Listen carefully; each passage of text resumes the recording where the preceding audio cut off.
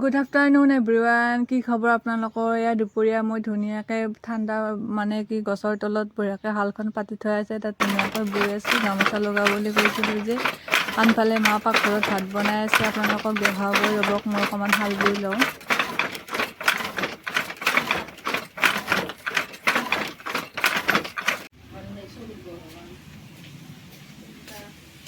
সেই ইফালে আৰু মা এয়া কচু আনিছে। কচু ঢেকীয়া এনেকৈ ধুনীয়াকৈ আদা নহৰু জলকীয়া বিলাহী পিঁয়াজ দি কিনে ধুনীয়াকৈ এনেকৈ থুপথুপীয়া কৰি বনাব, জাল কৰি বনাব, বঢ়িয়া সোৱাদ লাগিব খাই। দুপৰীয়াৰ ভাতৰ কাৰণে এয়া যোগাৰ কৰিছে।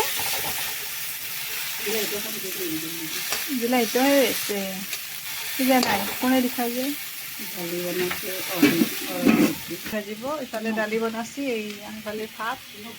আজি দুপৰীয়াৰ ভাত সাজ এনেদৰে খাম বুলি ভাবিছোঁ, আৰু আপোনালোকে কিহেৰে খাই কমেণ্ট কৰি জনাবচোন। পিছে ভিডিঅ'টো ইমানেই আছিলে, বা